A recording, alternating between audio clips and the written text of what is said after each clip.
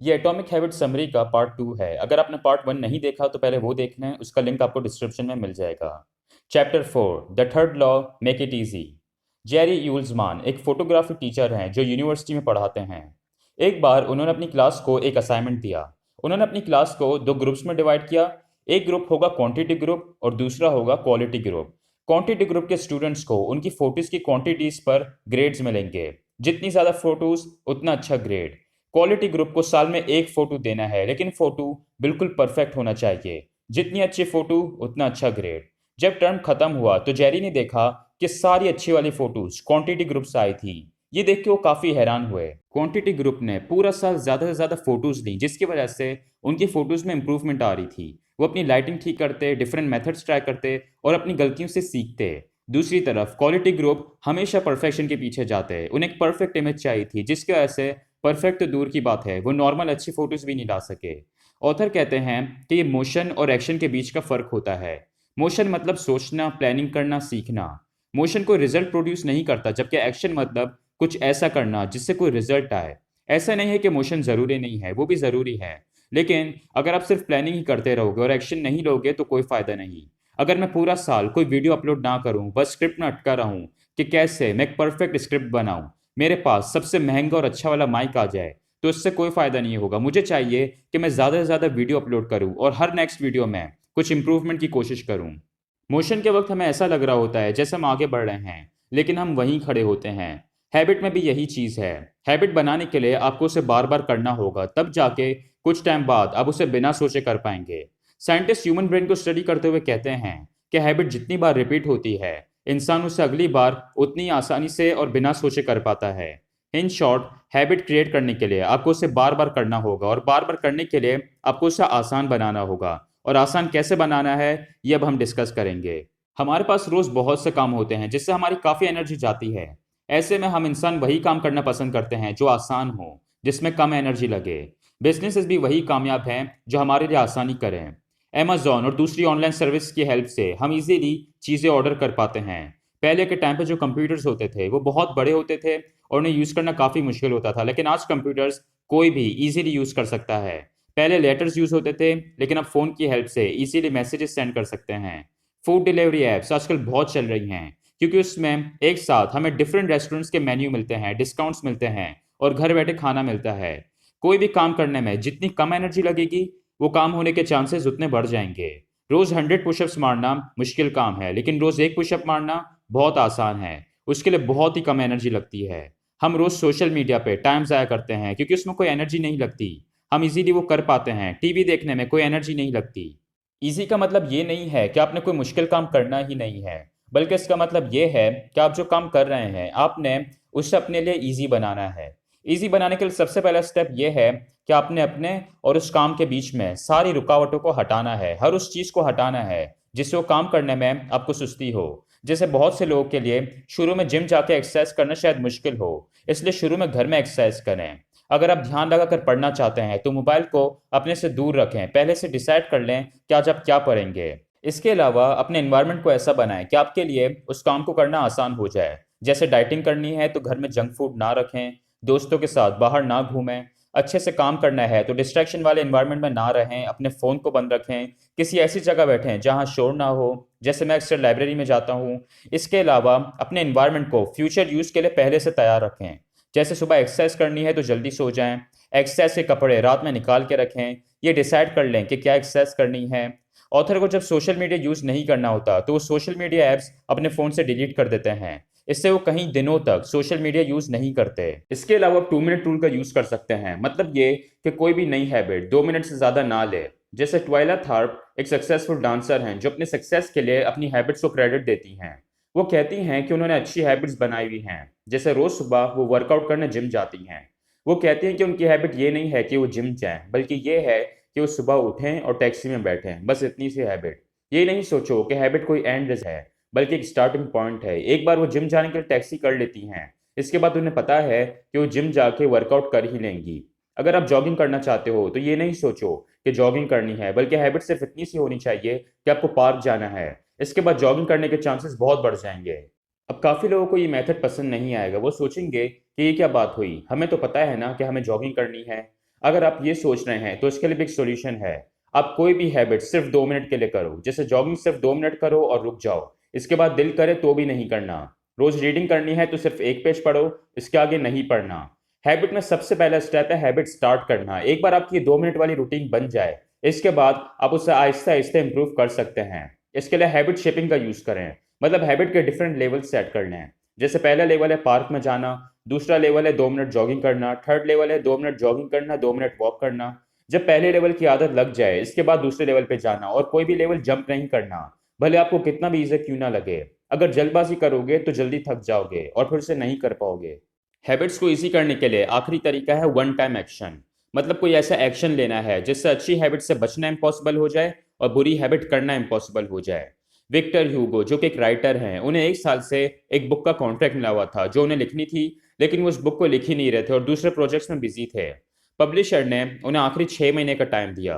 ह्यूगो ने बुक खत्म करने के लिए एक प्लान बनाया। उन्होंने अपने सारे कपड़े अपने असिस्टेंट को दिए और कहा कि ये कपड़े कहीं जाके लॉक कर दो। उनके पास पहनने के लिए सिर्फ एक शॉल बची थी। अब कपड़े नहीं थे तो बाहर नहीं जा सकते थे, दूसरे प्रोजेक्ट्स नहीं कर सकते थे, इसलिए वो घर पे बैठे रहे और अपनी बुक पूरी कंप्लीट की। आप भी इस तरह के वन टाइम एक्शंस लें, जैसे अगर कम खाना है तो छोटी प्लेट्स खरीदें, इससे क्वांटिटी पे बहुत फर्क पड़ेगा। ऑथर जब पहले रेस्टोरेंट जाते थे तो वो कोशिश करते थे कि वो कम खाएं, लेकिन वो हमेशा पूरा मील खा लेते थे। अब जब भी वो वेटर को ऑर्डर देते हैं, उसी वक्त कह देते हैं कि आधा मील अभी ले आएं और आधा मील जाते वक्त पार्सल कर दें। इस एक डिसीजन की वजह से अब वो चाहें तो भी पूरा मील नहीं खा सकते। अगर आपको योगा करना है तो योगा क्लास में एडमिशन ले लें और पैसे एडवांस में पे कर दें। 1800 में जॉन नाम का एक स्टोर ओनर था। उनका बिजनेस काफ़ी अच्छा चल रहा था, लेकिन फिर भी उन्हें प्रॉफिट नहीं हो रहा था क्योंकि उनके एम्प्लॉयज़ उन्हीं के स्टोर से चोरी कर रहे थे। उस टाइम पे एक बहुत ही आम मसला था और बहुत होता था। कोई भी इंसान आराम से ड्रॉर खोल के पैसे ले सकता था और रिसिप्ट्स गायब कर सकता था। अब जॉन ने इस सेक्शन को इम्पॉसिबल बना दिया। उन्होंने एक ड्रॉर खरीदा जिसमें हर ट्रांजैक्शन के बाद पैसे और रिसिप्ट्स अपने आप लॉक हो जाते। इससे वर्कर्स के लिए चोरी करना इम्पॉसिबल हो गया। आप इस तरह के वन टाइम एक्शंस हर चीज़ के लिए करें, जैसे अच्छी नींद के लिए अच्छे मैट्रेसेस खरीदें, अपने बेडरूम से टीवी हटा दें, जब काम करें तो अपना फ़ोन साइलेंट पे कर दें, किसी ऐसी जगह बैठें जहां कोई आपको डिस्टर्ब ना करे। तो हैबिट्स को ईजी बनाने के लिए बीच में से जो फालतू चीज़ें हैं उन्हें हटा दें। एनवायरनमेंट का फ़ायदा उठाएं, 2 मिनट रूल का यूज़ करें और वन टाइम डिसीजंस का यूज़ करें। बुरी हैबिट्स को मुश्किल बनाने के लिए एनवायरनमेंट का यूज़ करें, बीच में कई सारी चीज़ें ऐड कर दें। जैसे अगर आपको टीवी कम देखना है तो हर बार टीवी देखने के बाद उसे स्टोर रूम में रख दें। इससे होगा ये कि नेक्स्ट टाइम टीवी देखना थोड़ा मुश्किल हो जाएगा, उसमें ज़्यादा एनर्जी लगेगी। इसके अलावा वन टाइम डिसीजंस का भी आप यूज़ कर सकते हैं। Chapter 5 the fourth law, make it satisfying. एक पब्लिक हेल्थ वर्कर हैं जिनका नाम है स्टेफन लूबी। एक बार उन्हें पाकिस्तान के शहर कराची में बुलाया गया क्योंकि कराची में काफ़ी जगह ऐसी हैं जहां लोग छोटे कच्चे घरों में रहते हैं और सफाई का ख्याल नहीं रखते, जिसकी वजह से बीमारियां फैल रही थी। स्टेफन ने देखा कि अगर लोग सिर्फ अपने अंदर हाथ धोने की आदत डाल लें तो उससे बीमारियां काफ़ी कम हो जाएंगी। इसके लिए उनकी टीम ने सारे लोगों को सेफ गार्ड सौंप दिया और हाथ धोने को कहा। सेफ गार्ड से हाथ धोकर वो काफ़ी अच्छा फील करने लगे और अच्छी स्मेल भी आती, जिसकी वजह से उन्हें इसकी आदत हो गई और कुछ ही महीनों में उन्हें काफ़ी अच्छे रिजल्ट्स मिले। जैसे डायरिया 52% तक कम हो गया, एक स्किन इन्फेक्शन है जिसे इम्पेडिगो कहते हैं, वो 35% तक कम हो गया। इस एग्जाम्पल से हमें पता चलता है कि लोग कोई भी काम उस वक्त रिपीट करते हैं जब उन्हें सेटिस्फाई करे, मतलब उन्हें अच्छा फील हो। अगर च्युइंगम की एग्जाम्पल देखें तो च्युइंगम 1800 में ही आ गई थी, लेकिन लोगों को इसकी आदत 1891 में लगी। 1891 में रिगली नाम की एक कंपनी ने फ्लेवर्स वाली च्युइंगम्स निकाली, जैसे मिंट, फ्रूट एक्सेट्रा। इससे कस्टमर्स को च्युइंगम खाकर मज़ा आया और उनकी यह हैबिट बन गई। यही चीज़ टूथपेस्ट के लिए भी है। बहुत से टूथपेस्ट में जब हम यूज़ करते हैं तो हमारे मुंह में एक फ्रेशनेस वाला फील आता है और इस अच्छी फीलिंग की वजह से हमारी उसे यूज़ करने की आदत बन गई है। इन शॉर्ट, हैबिट्स क्रिएट करने के लिए आपको उन्हें सेटिस्फाइंग बनाना है, लेकिन आपको इमीडिएट सेटिस्फेक्शन चाहिए, मतलब ये कि जैसे ही आप वो काम करो आपको फ़ौरन अच्छा लगना चाहिए। अच्छी हैबिट्स में सबसे बड़ा मसला है, जैसे अगर आप आज एक्सरसाइज करोगे तो आपको फ़ौरन अच्छी बॉडी नहीं मिल जाएगी, आपको 1-2 महीने तक लगातार एक्सरसाइज करनी होगी। लेकिन अगर आप सिगरेट पियेंगे या जंक फूड खाएंगे तो आपको अभी अच्छा फील होगा।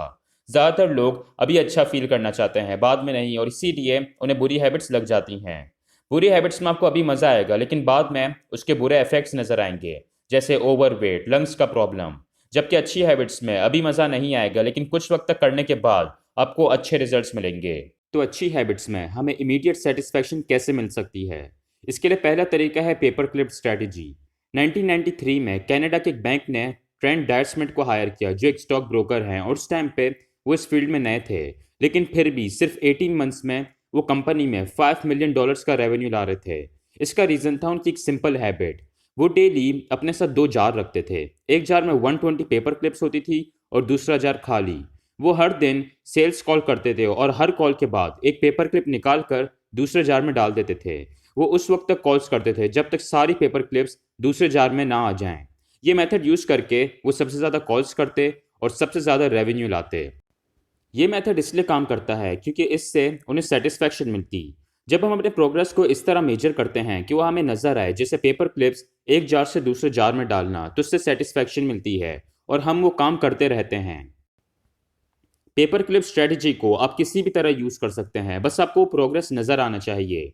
जैसे कपल था जो बाहर का खाना बहुत खाता था और वो घर में पका के खाना चाहते थे। उन्होंने एक सेविंग्स अकाउंट खोला जिसका नाम रखा ट्रिप टू यूरोप। जब भी उनका बाहर जाने का मूड होता लेकिन वो स्किप करके घर में खाते, तो $50 अपने सेविंग्स अकाउंट में ट्रांसफर कर देते।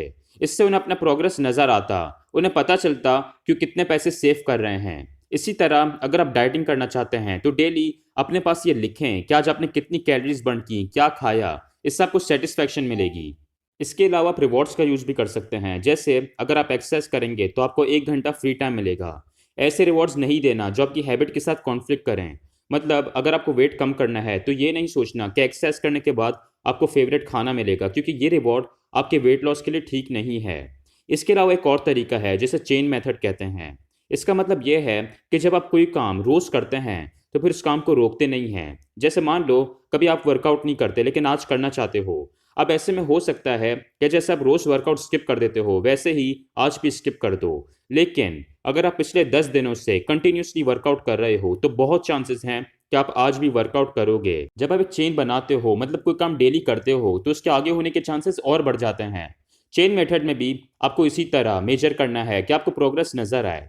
इसका एक सिंपल तरीका यह है कि आप एक कैलेंडर रखें और जब भी आप वो काम करें, जैसे अगर आप डेली वर्कआउट करना चाहते हैं तो वर्कआउट करने के बाद कैलेंडर में उस दिन पे एक बड़ा रेड क्रॉस लगा दें और रोज़ यही करें और अपनी चेन को स्ट्रांग बनाते जाएं।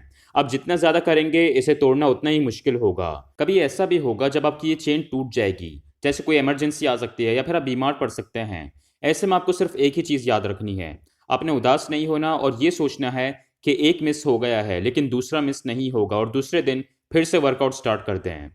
कई बार हम गलत चीज़ों को भी मेजर करते हैं। मान लो आपको वेट कम करना है और इसीलिए आपने एक हैबिट डेवलप की है कि आप रोज़ाना 1 घंटा वॉक पे जाओगे, तो यहाँ पे आप गलत चीज़ को मेजर कर रहे हो, क्योंकि आप 1 घंटा वॉक करेंगे और बाकी अपनी डाइट का ख्याल नहीं रखेंगे और जंक फूड खाएंगे, तो उसमें फिर आपने गलत मेजरमेंट चूज़ की है। बेहतर यह है कि आप कैलोरीज को मेजर करें, मतलब ये देखें कि आप क्या खा रहे हैं और कितना खा रहे हैं। सेटिस्फैक्शन के लिए आखिरी तरीका है हैबिट्स कॉन्ट्रैक्ट। हर कंट्री में कुछ लॉज होते हैं और अगर हम उन्हें फॉलो ना करें तो गवर्नमेंट हमें सज़ा देती है, फाइन देती है, एक्सेट्रा। हमें हैबिट्स के लिए भी यही करना है। हैबिट कॉन्ट्रैक्ट में आपको एक पेपर पे वो हैबिट लिखनी है जो आप अवॉइड करना चाहते हैं या फिर करना चाहते हैं, और साथ ही वो पनिशमेंट भी लिखनी है जो आपको अपने आप को देनी है अगर आपने वो हैबिट फॉलो नहीं की। जैसे अगर आपने एक्सरसाइज नहीं की तो आप 100 रुपये डोनेट करेंगे, या अगर सुबह जल्दी नहीं उठे तो आप शाम तक कुछ खा नहीं सकते। हैबिट्स कॉन्ट्रैक्ट को एक स्टेप और आगे ले जाने के लिए ये कॉन्ट्रैक्ट किसी भी 2 लोगों के सामने बनाएं, जैसे कोई दोस्त या आपकी वाइफ या हस्बैंड, कोई भी। फिर उनसे इस कॉन्ट्रैक्ट पे साइन भी करवाएं और खुद भी साइन करें। शायद आपको ये अजीब लगे या बहुत ज़्यादा फॉर्मल लगे, लेकिन ऑथर कहते हैं कि ये मेथड काम करता है, इसलिए इसे यूज़ करें। कमेंट्स में बताएं कि आपको नेक्स्ट कौन सी बुक की डिटेल्ड समरी चाहिए, और अगर वीडियो पसंद आई तो लाइक करें और ऐसी ही डिटेल्ड बुक समरीज के लिए मेरे चैनल को सब्सक्राइब करें। Thank you.